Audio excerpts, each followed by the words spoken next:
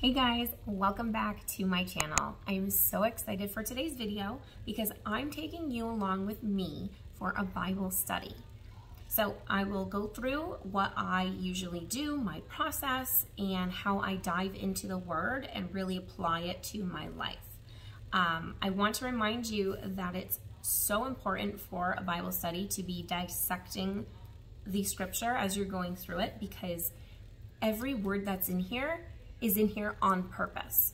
So depending on what season of life we're in right now, different stories and different verses are going to pull out different emotions and be applied differently. So the thing that you do is pray. You pray to God to open up your heart and your ears and eyes and help him reveal himself to you in the scripture. So it doesn't matter where you are, where you begin. You could go through the book from front to back if you wanted to, or you can just flip open your book to a random chapter and dive in. So the second thing that I think is most important is to have something to write in. Now, the Bible that I use is not a journaling Bible. Journaling Bibles would never work for me because it is just too chaotic. I need to have my own designated space for my thoughts to draw, write, scribble, whatever the case. And if I do that in my Bible, I will have no idea what I was trying to tell myself later, and it will just be a hot mess. So I don't do that. But if you like the journaling option, they do make journaling Bibles for that. So have your notebook, have a pen that you really like writing with. It's like the little things that get you excited to dive in every day. Like, I can't wait to use that new notebook and that pen. It's so cute. I want to open up and read the Bible.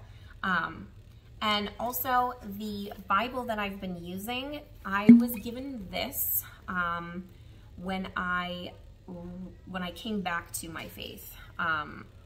This one is called The Message, and it's by Eugene Peterson. I will link it in. It's for ages 13 and up. It's a more contemporary style. I highly recommend if you're a type of person who gets lost in the scripture and you just keep reading the same verses over and over and it's not clicking. There are just tiny tweaks in this version that make it so applicable. I love this Bible. I am in my 30s and I use it now. How old am I? I'll be 32 this year. So those are a couple of my tips. Get a good Bible that you love, a notebook and pen that you love, and let's dive in. Okay, so this is my general setup. I just wanted to show you, so I opened up to a random chapter just to kind of dive in and show you and illustrate that it really doesn't matter where you begin, it just matters that you do begin. So in my notes, I always write down what we're doing. So Jeremiah chapter 5, and I put in just verses 10 through 14 just to dive in and show you in a live demo. And I always write the date, that way I can look back. And here is the chapter. So that is pretty much the focus for this chapter. And the title is Eyes That Don't Really Look, Ears That Don't Really Listen, which I think is so funny because we were given eyes to see, right? And ears so that we can listen and hear others.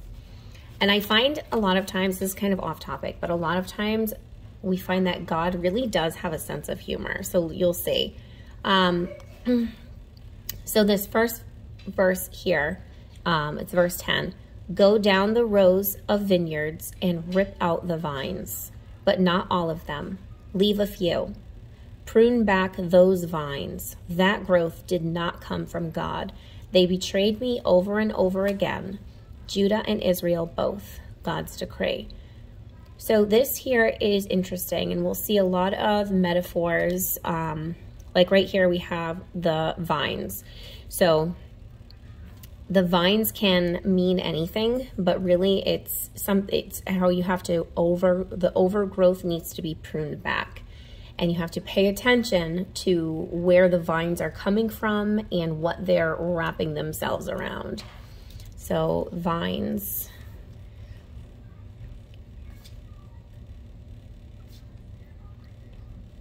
Prune back vines, not grown through God, because then you'll be a tangled mess. Okay, the next is, they've spread lies about God. They've said there's nothing to him. Nothing bad will happen to us. Neither famine nor war will come our way. The prophets are all windbags. They speak nothing but nonsense. Therefore, this is what God said to me, God of the angel armies. So he's saying that you can't just trust things that people of importance or people who have a platform. How interesting to the times of our age, right? So the Bible is not dead. Everything in the Bible is so useful, and it can guide us no matter what season of life we're in. Let me tell you, it's amazing. And I just opened this randomly, right? So we have to shield our ears from messages that are not delivered from God.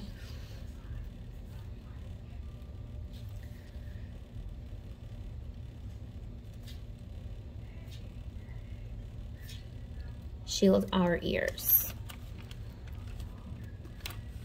And then, so for verse 14, it says, therefore, this is what God said to me, God of the angel armies, and it tells you what God's response to all of that is. But I'm going to stop here.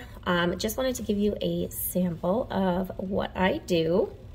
I hope that you enjoyed that as much as I did. So if you have any questions or if you do things differently, please let me know. I'm always looking for ways to improve on things that I do. And I will see you next time.